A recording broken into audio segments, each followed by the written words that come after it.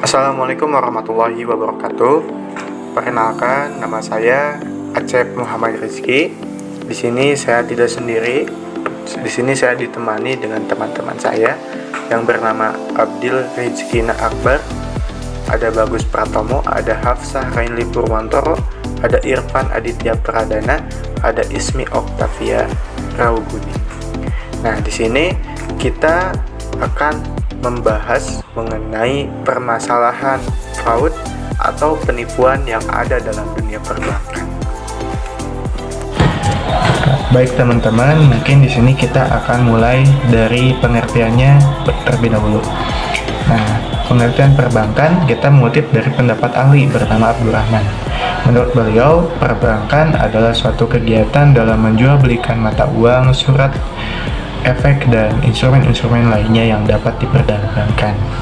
Nah, sedangkan menurut Kamus Besar Bahasa Indonesia, bank adalah usaha di bidang keuangan yang menarik dan mengeluarkan uang di masyarakat, terutama memberikan kredit dan jasa lalu lintas pembayaran dan peredaran uang. Nah, itu merupakan dua pengertian perbankan. Tetapi pada intinya, usaha perbankan ini yaitu usaha simpan pinjam demi untuk kepentingan pihak ketiga tanpa memperhatikan bentuk hukumnya, apakah perorangan ataupun badan hukum. Nah, teman-teman, ternyata dalam perbankan juga terdapat hukum yang mengatur mengenai perbankan ini, dan hukum tersebut dinamakan sebagai hukum perbankan. Hukum perbankan ini merupakan serangkaian ketentuan hukum positif yang masih berlaku sampai saat ini, baik dalam bentuk peraturan perundang-undangan, jurisprudensi, doktrin, traktat, dan lain-lainnya yang mengatur masalah-masalah perbankan sebagai lembaga dan aspek kegiatannya sehari-hari, rambu-rambu yang harus dipenuhi oleh suatu bank, perilaku petugas-petugasnya, hak, kewajiban, tugas, dan tanggung jawab para pihak yang tersangkut dengan bisnis perbankan ini, apa yang boleh dan tidak boleh dilakukan oleh bank, sampai eksistensi perbankan pun itu diatur dalam hukumnya. Selanjutnya, ada tanggung jawab hukum di dunia perbankan. Menurut hukum perbankan atau banking law, yaitu hukum yang mengatur segala sesuatu mengenai bank, baik lembaga, kegiatan usaha, ataupun cara serta proses dalam usaha bank, yang berarti di sini berisikan tentang aturan-aturan hukum, asas hukum, budaya hukum, dan struktur hukum mengenai segala sesuatu tentang bank. Adapun sumber hukum yang dapat kita bedakan menjadi dua, yaitu sumber hukum dalam arti formal dan material.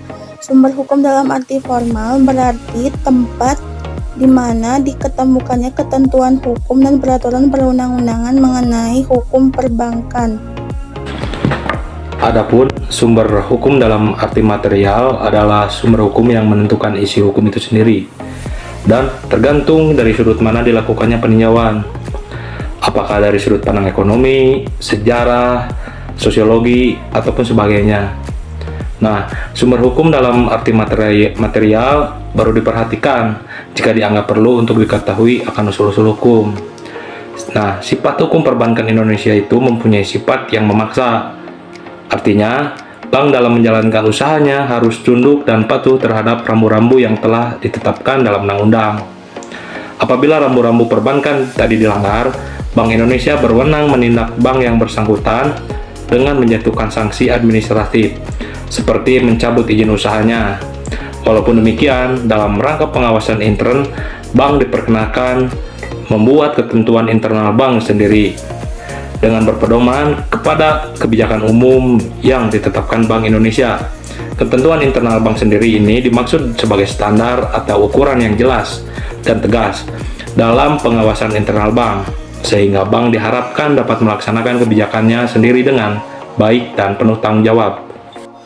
Tetapi dalam prakteknya, perjalanan hukum perbankan seringkali terjadi permasalahan hukumnya, di mana pertanggungjawaban hukum dalam dunia perbankan menurut Undang-Undang Perbankan ini sudah diatur dalam Undang-Undang Nomor 10 Tahun 1998 yang merupakan perubahan dari Undang-Undang Nomor 7 Tahun 1992 mengenai perbankan. Dalam pasal 42 Undang-Undang Perbankan dijelaskan bahwa dalam pasal 1, anggota Dewan Komisaris, Direksi, atau pegawai bank yang dengan sengaja membuat atau menyebabkan adanya pencatatan palsu dalam pembukuan atau dalam proses laporan maupun dalam dokumen ataupun laporan kegiatan usaha, laporan transaksi atau rekening suatu bank. Sementara dalam pasal 2 huruf B berbunyi, anggota Dewan Komisaris, Direksi, atau pegawai bank yang dengan sengaja tidak melaksanakan langkah-langkah yang diperlukan untuk memastikan ketaatan bank terhadap ketentuan dalam undang-undang ini dan ketentuan peraturan perundang-undang lainnya, berlaku bagi bank diancam dengan pidana penjara sekurang-kurangnya 3 tahun dan paling lama 8 tahun. Kemudian denda paling sedikit itu 5 miliar rupiah dan paling banyak 100 miliar rupiah. Permasalahan mengenai fraud atau penipuan yaitu kebohongan yang dibuat untuk keuntungan pribadi yang merugikan orang lain. Di dalam Undang-Undang Perbankan, apabila terjadi fraud, maka pertanggungjawaban secara hukum sudah jelas tertuang dalam Undang-Undang Perbankan, baik itu ancaman kurungan maupun denda yang harus dibayar oleh bank. Di dalam dunia perbankan, fraud sudah sering kali terjadi dan rata-rata merugikan nasabah dalam jumlah yang besar. Dan dalam perlindungan hukum terhadap nasabah yang dirugikan dalam perkara, dalam perdata mengatakan bahwa tanggung jawab secara perdata terhadap fraud yang merugikan nasabah dapat dikatakan sebagai tanggung jawab langsung. Adapun dasar hukum yang menjelaskan mengenai tanggung jawab langsung yakni tertuang dalam pasal 1365 karena sudah jelas bahwa fraud ini merupakan perbuatan yang melawan hukum yang dilakukan oleh pihak bank sendiri dan untuk pertanggungjawabannya dapat dilakukan secara langsung kepada pihak yang dirugikan. Untuk kerugian yang dirasakan oleh pihak terkait atau nasabah bisa berupa kerugian material dan imaterial. Lalu, adapun yang dikenal sebagai pertanggungjawaban tidak langsung berdasarkan pasal 1367 ayat 3 KUH Perdata, pertanggungjawaban ini dapat diterapkan apabila fraud ini dilakukan oleh karyawan bank.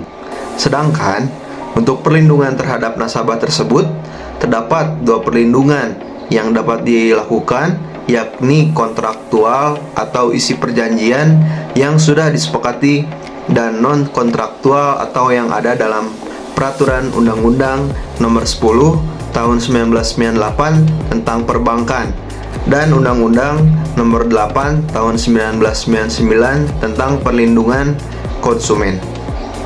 Mungkin itu saja teman-teman apa yang bisa kita sampaikan. Mohon maaf apabila dalam materi terdapat kekurangan, dan apabila terdapat kekurangan atau ada kesalahan, teman-teman boleh untuk mengkoreksi dan menambahkan materinya itu di kolom komentar. Jangan lupa juga like-nya teman-teman. Oke, wassalamualaikum warahmatullahi wabarakatuh.